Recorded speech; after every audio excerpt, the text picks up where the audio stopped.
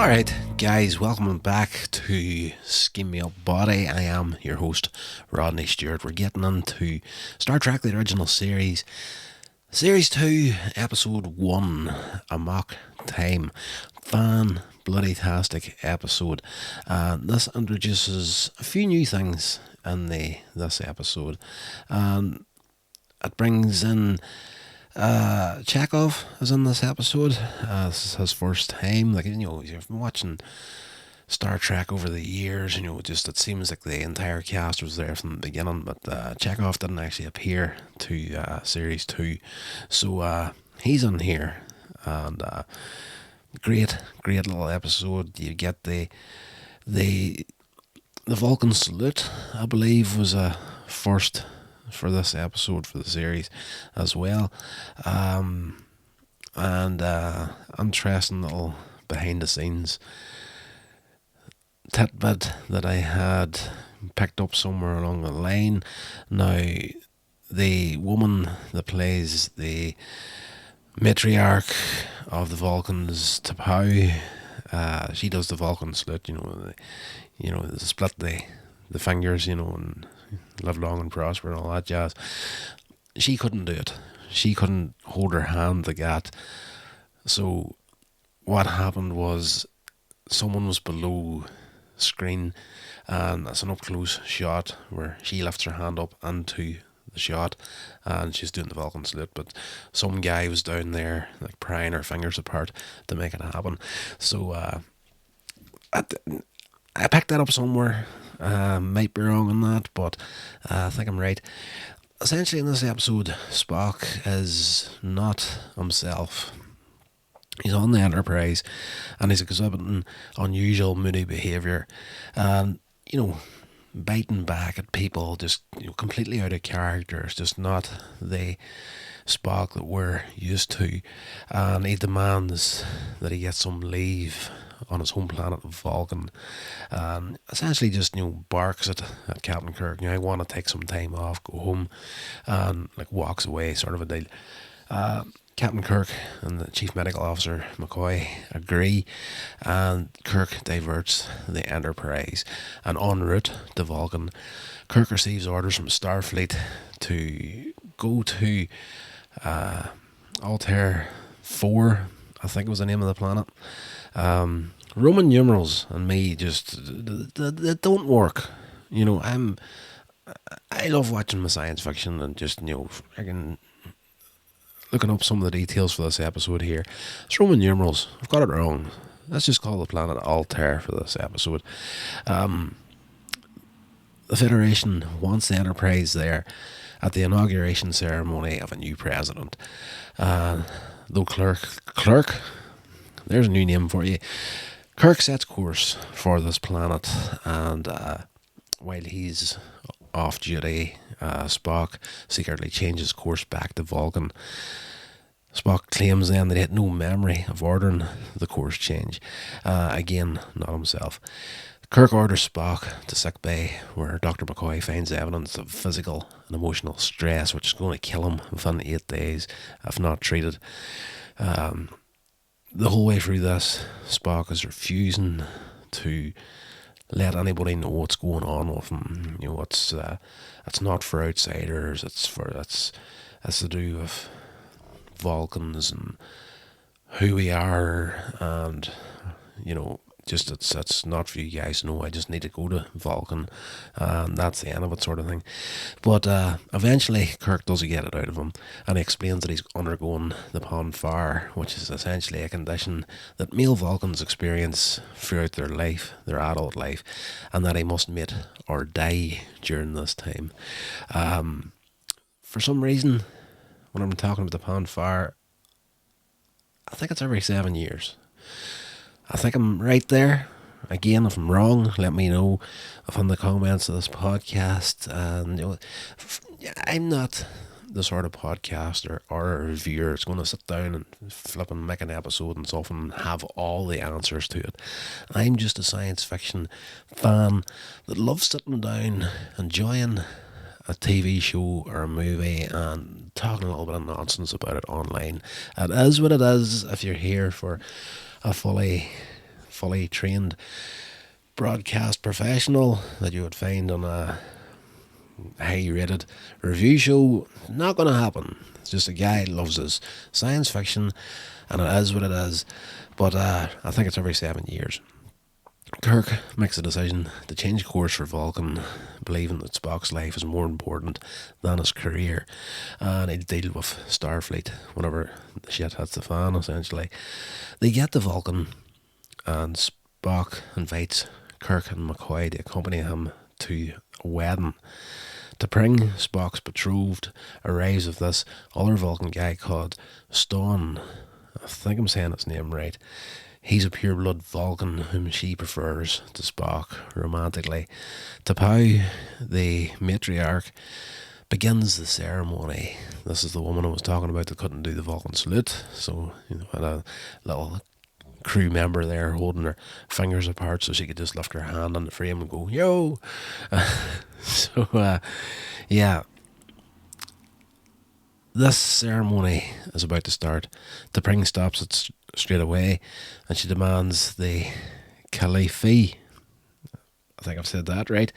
It's a physical challenge between Spock and a champion she selects, and pretty much winner takes the woman sort of a deal. She unexpectedly chooses Kirk. Spock begs T'Pau to forbid it, knowing what's coming, but Kirk, he's thinking to himself, okay, right, Spock needs to win this, so I'll accept the challenge and I let him beat me. And all's fine and well, everybody lives happily ever after. The thing is, after he accepts the challenge, he learns that it's a fight to the death. The two of them fight with different weapons. I'm not even going to try to pronounce some of the names of them. Kirk, he's challenged by not just by the strength of Spock and his agility, but by the thinner atmosphere of Vulcan. He's having a really hard time just breathing in this atmosphere. And McCoy says to T'Pau, let me help Kirk here, with the atmosphere. It's not a fair fight, more or less. And she allows him to inject Kirk with a compound that's, it's going to offset the effects of the Vulcan atmosphere, and help him breathe a bit easier. Spock later, through the fight, takes Kirk down. McCoy runs across and checks him out, declares Kirk dead, and requests transport to the Enterprise. Spock renounces his claim on T'Pring, who explains that she feared losing Stone and the koon-ut-kal-if-fee. By choosing Kirk, T'Pring would have Stone either way. If Spock was the victor, he would release her from the marriage for having made the challenge, and if Kirk won, he would not want her. Spock compliments T'Pring on her logic and returns to the Enterprise, warning this guy that having is not so pleasing a thing as wanting. Brilliant line from Spock here. It's just like, in that one little statement, he's just like, you wanted this woman, but this is the woman she is, more or less. And it's just a simple way of saying you can have her. She's not worth it. So, bad woman, on your own shoulders be it. Love that line in the episode. Class. Aboard the Enterprise, Spock announces his intent to submit himself for trial for killing Kirk. And when he discovers Kirk is alive and well, prompting a rare display of joy, essentially. Like he's in sick bay, McCoy's there, the nurse is with him, and he's saying to McCoy, I'm going to hold my hands up here, I've killed my captain, things aren't right. And behind him, Kirk comes out, and Spock for that moment there has a big cheesy grin, and he's excited like a small child on Christmas morning to see that Kirk is alive and well. Then, as quickly as it comes across his face, disappears again, and he goes back to his logical self. The injection that McCoy gave Kirk on the planet was a neuroparalyzer, which essentially would, give the effect of death, slow his pulse down and all that sort of jazz. After asked what followed, Spock states that he lost all desire for to bring. After he fought, he killed Kirk, and Kirk learns that Starfleet, at T'Pol's request, has belatedly given the Enterprise permission to travel to Vulcan. So T'Pol sets things straight with Starfleet, once again saving Kirk's ass. This happens a few times throughout the original series. Kirk, he'll, do something that he shouldn't do. He's supposed to be doing something, and he'll go off and do something else. And throughout the episode, you're like, okay, Starfleet is going to hand this guy's ass for not following orders. And every once in a while, they'll get a message in at the end, somebody saying, Starfleet agrees with you, you're alright. So he gets out of it this time again. But brilliant episode. The reception for it, just looking it up online here, for the franchise's 30th anniversary, TV Guide ranked Amok Time number 2 on its list of the 10 best Star Trek episodes. In 2009, the AV Club gave the episode an A rating. In 2012, the AV Club ranked the episode as one of the top 10 must-see episodes of the original series. It's just listen after listen. I could go for ages here. There's ones ranking it the best episode of the original Star Trek. There's one here, 12th best episode of Star Trek out of over 700 reviews that they did. Wired magazine did not recommend skipping this episode in their binge watching guide of the original series. Polygon ranked Amok Time as one of the 3 best Spock-centric episodes of Star Trek. Again, you just go through here, it's got a very, very high rating from pretty much anybody that's